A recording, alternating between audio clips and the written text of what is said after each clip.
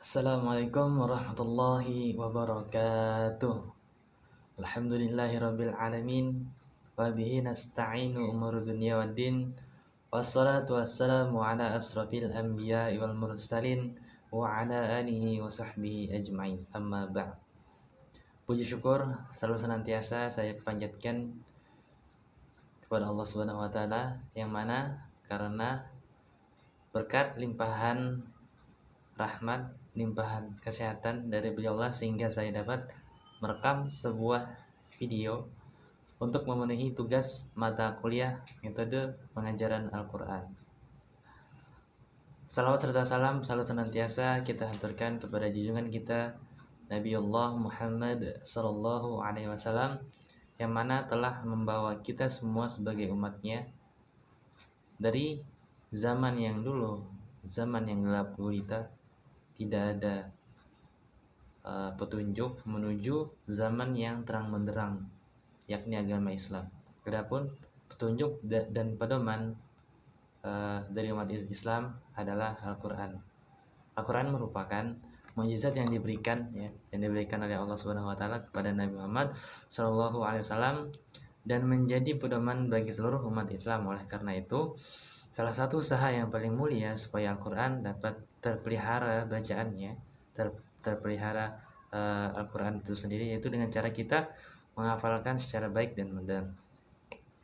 Dalam menghafal Al-Quran banyak metode yang dikembangkan, namun setiap metode harus disesuaikan dengan kondisi dan situasi. Metode juga bisa memberikan bantuan kepada para penghafal untuk mengurangi kesusahannya dalam menghafalkan Al-Quran. Setiap kesusahan yang akan dihadapi oleh para penghafal Al-Quran merupakan suatu tantangan yang wajib dilalui agar terdorong lebih giat dan bersungguh-sungguh dalam menghafalnya. Kemudian walaupun banyak halangan dan rintangan yang dialami oleh para penghafal Al-Quran, pada dasarnya telah ada metode-metode penghafal Al-Quran sebagaimana yang pernah diterapkan dan diajarkan oleh Rasulullah kepada para sahabatnya, yaitu salah satu metode yang diajarkan Rasulullah kepada para sahabat adalah mengulang-ulang ayat di hadapan Rasulullah sementara beliau menyimak bacaan para sahabat.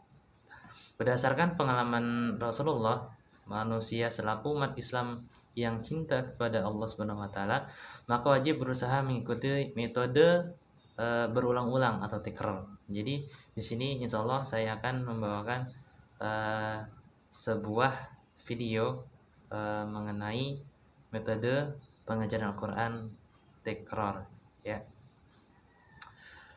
Sebelum kita memulai kepada metode tersebut, alangkah lebih baiknya kita untuk mengetahui keutamaan dari para penghafal Al-Quran.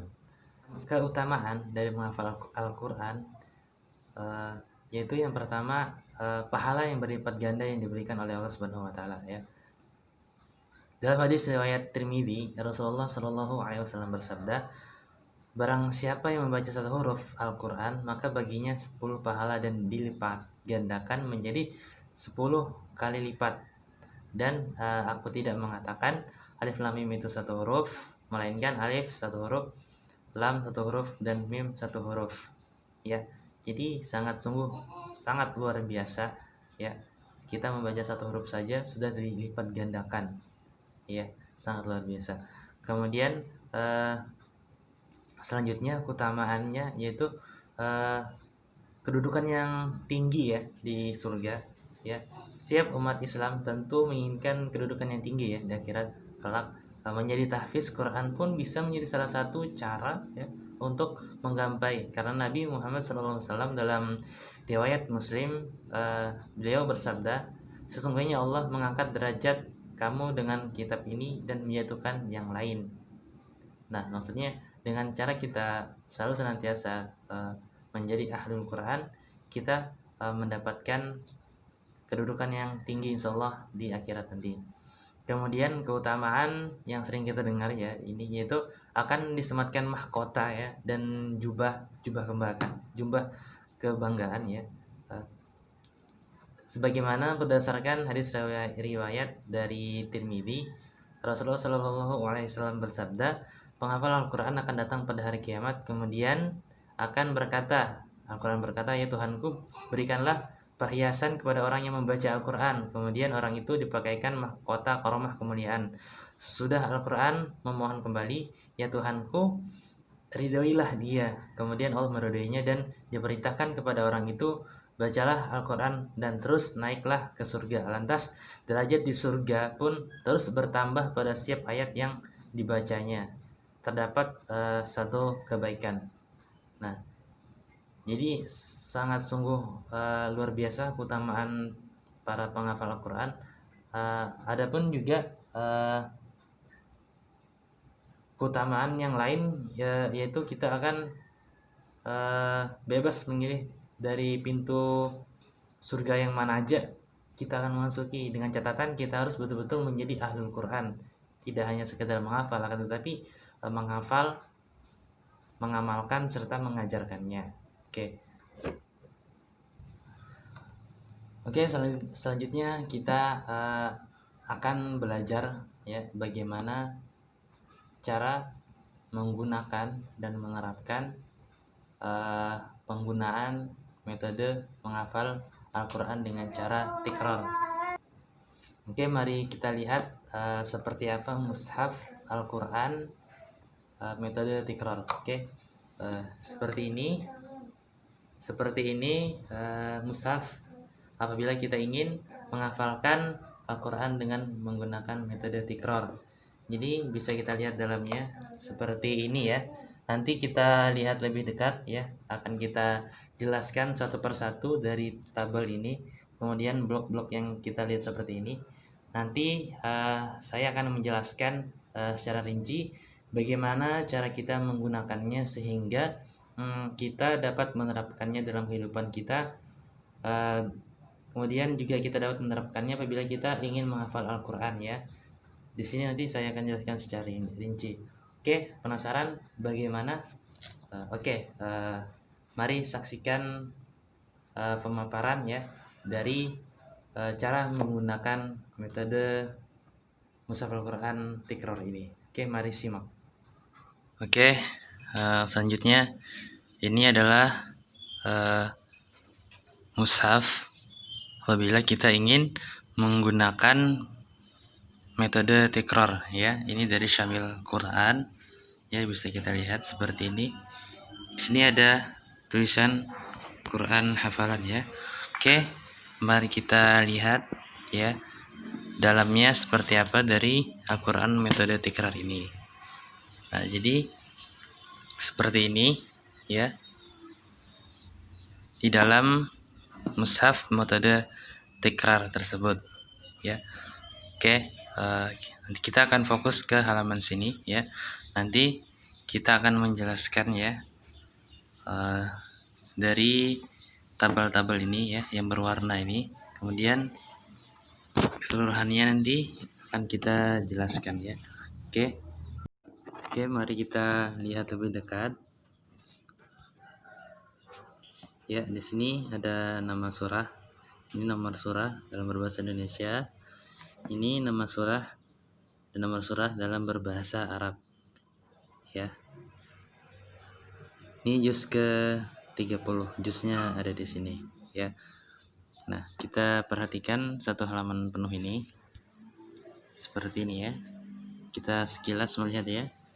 Di sini ada kolom penanda tilawah ya, sini kolom penanda tikrar, nanti kita jelaskan juga ya. Sini ada kolom juga, ada 4 ya, 4 dibagi menjadi 4 kolom, 4 tabel. Kemudian di sini juga ada kolom penanda murojaah ya, tabel kolom penanda murojaah, kata-kata kunci hafalan ya, ayat-ayat yang mirip, nanti kita jelaskan lebih lanjut ya. Kemudian kita mulai dari sini ya. Jadi dalam satu halaman penuh ini ya, ini terdiri dari 4 blok ya. Bisa kita lihat di sini ada blok berwarna biru, kemudian blok berwarna putih, blok berwarna biru lagi, kemudian ada blok berwarna putih lagi ya. Bisa kita lihat seperti ini ya. Oke, kemudian mari kita lihat lebih dekat lagi ya. Jadi dalam metode tikrar ini biasa satu blok ini disebut dengan makro ya. Jadi dalam satu halaman penuh ini terdiri dari 4 makro dalam istilah metode tikrar ini ya. Ada 4 makro. Ini makro yang pertama, ini makro yang kedua, ini makro yang ketiga, dan ini makro yang keempat ya. Bisa kita lihat ya. Ini memudahkan kita dalam menghafal ya, karena dibedakan menjadi beberapa blok ya. Nah, jadi seperti ini. Oke, mari kita lihat lebih dekat lagi. Satu blok ini, atau dalam istilah metode tikrar disebut makro, terdiri dari 2 makto ya. Makto itu apa? Makto itu yaitu tanda kita memulai hafalan ya. Misalnya kita mulai di sini ya, makro, dan berakhir di sini, akhir maktonya. Nah, jadi satu makro atau satu blok ini terdiri dari 2 makto ya. Nah, ini dimulai awal makto ya, atau kalau kita ingin mulai menghafal, kita mulai dari sini ya, kemudian di akhirnya di sini ya. Ini satu makto ya. Kemudian di sini juga ada lagi, diawali dengan huruf yang berwarna biru ya. Ini satu makto, kemudian diakhiri dengan yang berwarna buram ya, atau yang berwarna abu-abu ya. Di bawahnya juga seperti itu ya, sama. Jadi ini satu makro ya, ada 2 makto juga. Ini diawali dengan ini ya, terakhirnya ini kita bisa lihat nih, warnanya buram kan, warna abu-abu. Ini juga ya, di bawahnya juga sama. Semua sama, terdiri dari 2 makro, terdiri dari 2 makto dalam satu makro ini. Jadi dalam satu halaman ini ya terdiri dari 8 makro, dan ada 4 makro dan ada 8 makto ya. Ini seperti ini. Kita lihat ya. Nah, kemudian selanjutnya di sini ada kolom penanda tilawah. Jadi sebelum kita menghafal dalam metode tikrar ini, kita dianjurkan untuk membacanya dulu ya. Membaca secara berulang-ulang semua dari atas sampai bawah, sehingga kita nanti apabila ingin menghafalnya lebih mudah lagi ya. Sampai bawah sini kita baca. Kemudian kita tandain di sini ya. Kita tandain di sini. Seperti apa tandanya nanti kita kasih tahu juga ya. Nah, kita kemudian kita lihat di sini, kita beralih ke kolom yang bawah ini ya, kolom penanda tikrar. Nah, ini artinya kolom penanda apabila kita telah mengulang-ulang ya. Tikrar kan artinya mengulang-ulang. Nah, kemudian kita perhatikan di sini ya, di sini apabila kita ingin mulai menghafal, ini kan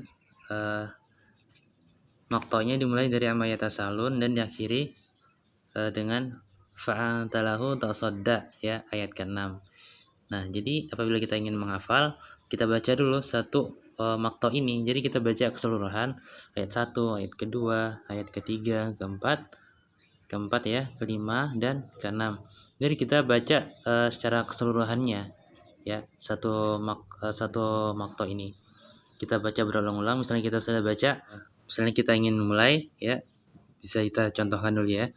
Misalnya kita ingin menghafal, kita baca dulu. Bismillahirrahmanirrahim. Abasa wa tawalla an ja'ahul a'ma wa ma yudrika la'allahu yazzakka aw yadhakkaru fatanfa'ahu dzikra amma man istaghna fa'anta lahu tasadda. Nah, di sini akhirnya ya, ada yang berwarna buram atau berwarna abu-abu. Setelah kita membaca sekali ya, maksudnya sekali dari awal makto ini sampai akhir kita baca sekali, kemudian kita tandain di sini. Nah, di sini ada ya, ayat 1 sampai 6 ya. Awalnya tadi kan nih 1, di akhirnya ayat yang ke-6. Di sini dalam Indonesianya ya, di sini. Ya. Nah, bagaimana cara kita menandainya ya? Misalnya kita sudah membaca sekali, kita tandain di sini ya. coba kita tandain. Jadi misalnya kita sudah membaca sekali, kita tandain begini 1 ya, kemudian kita baca lagi yang kedua kalinya, kita tandain lagi ya, gini 2. Misalnya sudah kita 3 kali membaca, bisa kita tandain lagi dengan cara ke samping sini ya, begini 3, kemudian 4 dari atas ke bawah 4 ya, kemudian 5 kita bulatin seperti ini. Nah ini cara yang pertama ya. Cara yang kedua, misalnya kita ingin menandainya juga ada cara lain. Ada yang cara seperti ini ya. 1 seperti biasa, 2, 3 ya, 4 ya. Kemudian kita tutup 5. Nah, seperti ini. Kemudian di samping itu juga ada cara lagi, cara yang ketiga ya. Di pedoman panduannya. Sini ada cara kita buat bintang ya, misalnya sudah 1 kali membaca, kemudian kedua ya, kemudian ketiga, keempat, kelima. Nah, jadi dia berbentuk bintang ya, seperti itu. Terus ya, jadi dalam satu kolom ini kita 5 kali mengulang. Sini kita ulang lagi 10 ya, berarti ya. Nah, selanjutnya di sini ada 8 ya, 8 kolom, 1 2 3 4 5 6 7 8. Jadi setiap kolom ini kita isi 5 ya, 5 garis.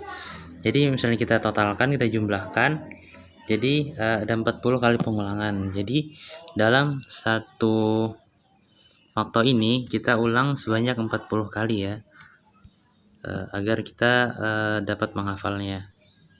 Nah, jadi seperti itu. Kemudian di ayat selanjutnya juga ya, kita beralih ke makto selanjutnya di sini ya.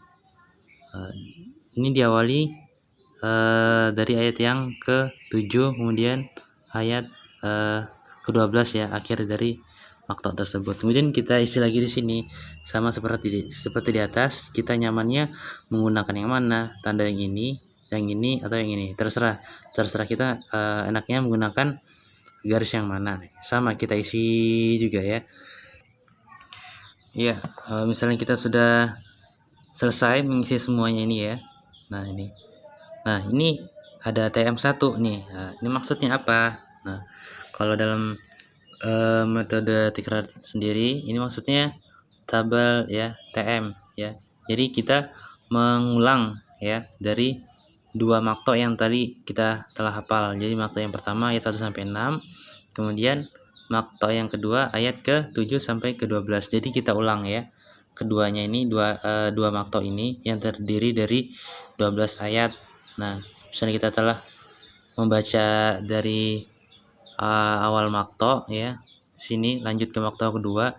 Jadi kita membaca satu makro ini ya, satu makro atau satu blok kita baca dari atas sampai ke bawah. Setelah kita baca ya, kemudian kita hafal, terus kita tutup ya. Nah, setelah kita hafal, kita ulang lagi di sini. Kita ulang dari atas sampai ke bawah. Nah, misalnya kita telah mengulang tanpa melihat, terus kita isi lagi di sini. 1 ya, 2, 3, 4, 5 dan seterusnya ya, sebanyak 40 kali juga. Satu makro atau satu blok ini kita baca sebanyak 40 kali juga ya, agar kita kuat dalam menghafalnya ya. Nah, seperti itu. Nih. Nah, kemudian kita lanjut ke berikutnya. Di sini ada ayat 13 sampai 26. Jadi ini satu maktonya dari ayat 23 sampai 26 ya. Jadi kita ulangin dulu yang tabel ini. Tabel TM2 nih. TM2 ini kita ulangin dulu dari sini awal makro sampai ke bawah makro yang terdiri dari 2 makro itu kita ulangi terus sampai 40 kali juga. Nah, setelah itu di sini ada tulisan TM1 dan TM2 ya. Yang ini TM1, TM2. Terus ini caranya kita gabung ya. Dari yang tadi sudah kita hafalkan yang ini. Kemudian ini juga sudah kita ulang sebanyak 40 kali. Kemudian kita gabung. Ya, jadi 2 makro dua blok ini langsung kita gabung ya, tanpa kita lihat. Terus kita baca dari sini awal makronya sampai akhir makro yang kedua. Itu kita baca secara berulang-ulang juga sebanyak 40 kali juga ya. Nah, sampai sini kita fullkan semua agar lebih maksimal kita dalam menghafal ya. Selanjutnya di sini juga ada TM3.